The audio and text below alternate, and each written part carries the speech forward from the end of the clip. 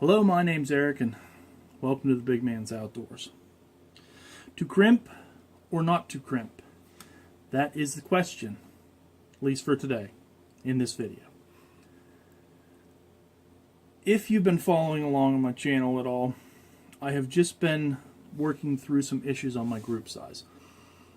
And one of the things that always comes up whenever you start talking about group size, two things usually: neck tension and seating depth, aka bullet jump. And I will preface this video by saying I'm not trying to sell anything. I'm not trying to say that my way is the way to do it, that my way is better than anybody else's, or that one way is better than the other. I'm just sharing what I do and the results I'm getting. And that information is yours to do with as you please. So, that being said, again, I was working through some issues, and I was talking to, among other people, West Desert Shooter. And if by some strange act of God you don't know about his channel or what he's doing, and you found my channel, I'll put a link in the description. Go ahead and check out his channel. He's got a lot of really cool things doing there. But I was discussing with him about neck tension and crimping. I know he has both AR gas guns, and then he shoots the bolt action Uinta Precisions on AR uppers. But I had just asked him if he crimped on his 223, which is his gas gun, and he replied to me that he did not crimp. And my expectation, I always thought the general rule of thumb was people who shot bolt action don't crimp, and then people who use AR gas guns do crimp.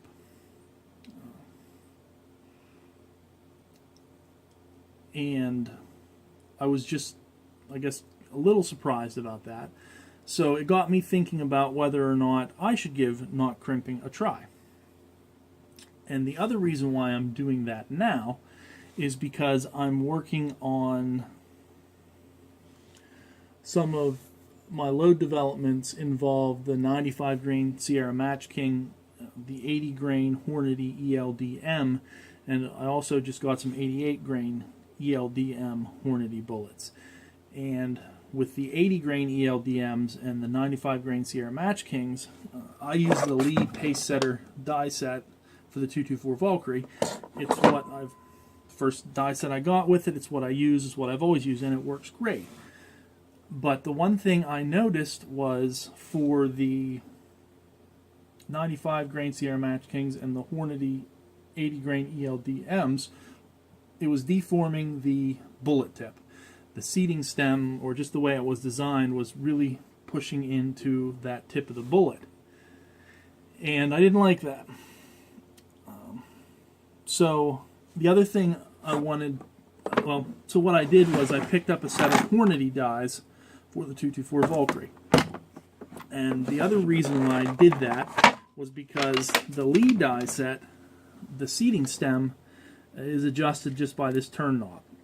And I wanted to be a little bit more precise about my seating depth.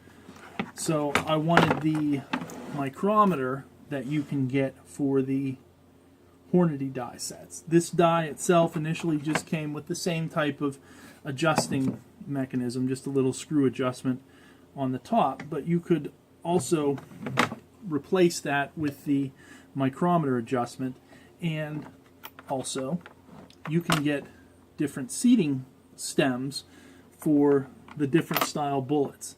I don't know if you can do that with the Lee. Maybe you can, maybe you can't. I don't know. But again, I'm not trying to sell one versus the other. I just wanted this micrometer, and that's the die set I chose. So I figured it would be a good time. So the other thing I wanted to test out was if the die sets made a difference on my groups.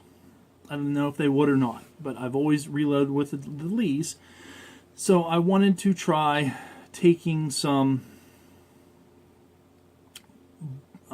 loads, bullet combinations that I've developed in the past that I knew were okay, and give them a try. And I chose the 85 grain Barnes match burner to shoot for a couple reasons. One, shoots pretty good, and second of all, I loaded it with Reloader 17, which I wanted to use up. Reloader 17 is generally considered a temperature sensitive powder, and I didn't know that at the time, but that's the powder I went with, and I wanted to just use that up. I wanted to move away from Reloader 17 in favor of other less temperature sensitive powders. So I just wanted to shoot those up. So I figured while I'm testing that, it would be a good time to test my crimping thoughts, to see if crimping, not crimping, made a difference in my groups. So what I did was I loaded up 5 rounds with the Lee die set, all using Lee. I used the Lee resizing die, I used the Lee cedar, and I used the Lee factory crimp die. And then I also loaded up 5 with the Hornady set, crimped. I used the Hornady full-length resizing die, I used the seating die, and then I also used the Lee crimping die, because that's the crimping die I have, that's the crimping die I use. And the last thing I loaded up was 5 rounds using the Hornady set, but I did not crimp them. And I was very meticulous about the seating depth. I do like this micrometer adjustment. It's probably the most consistent seating depth that I've been able to put out, and it didn't require me to do a lot of messing around. I could generally set it, and very little adjustment needed once it was set between bullets. With this one, I would sometimes have to, it would definitely seat them a little differently, deeper or not as deep, depending on the particular bullet I was using. So, that being said, and I did not take range video of this because I was being lazy when I shot it. It got cold and snowy, and it was near the end of the day, and I was starting to lose light, and I just didn't want to have to deal with setting up the camera and doing all that stuff. And I also wanted to, since I've been shooting undercover, I wanted to test some things with my chronograph as well. So I was dealing with the chronograph. I didn't want to have to deal with the cameras as well. So that I apologize for, me just being lazy. So that being said, here's how it all worked out. So with the Lee completely loaded set of 5, and I'm shooting at 100 yards, I shot a .84 inch group, .8 MOA. I do have some velocity readings on there. I'm not going to go into them that much. I just wanted to see how much of a difference the Reloader 17 made between when these rounds were developed, which would have been in October, November, I believe, which was 50s and 60s, and shooting them when it was about 25. They were about 70 feet per second slower, give or take, just in case you're curious. That's why I put that there. So that one was again, not a bad group. Now, on this side, I've got the 2 groups that I shot with the Hornady set. This set here, 5 shots, was the uncrimped, just strictly neck tension. And my group size was 1.57 inches, 1.5 MOA. I did measure the neck tension on all 5 of those rounds, and I did shoot them in a particular order, because there were 2 that had a lower neck tension. These guys up here had about a 0.2 of an inch neck tension. These 2 were lower. They didn't quite have that. I think they were around a 1/10 neck tension, somewhere in there, but they were certainly not the 0.2 that these were. So that was a 1.5 inch group, 1.57 inch group. Now this group was with the Hornady crimped. I do have one that came off over here, and I know I pulled that round. I really wish I wouldn't have, but I know for a fact I did. got to the trigger went off and I wasn't on my proper sight picture. But I mean, all in all, it's a 1.11 inch group, 1.6 MOA, but those four were 0.44 inches, 0.42. So the potential, wow, I was really pleased with this group. Now, what does that tell me? That tells me that I am not set up to shoot strictly neck tension. Reason being is because I can't seem to get a consistent neck tension, at least across 5 rounds. So I'm going to continue to crimp.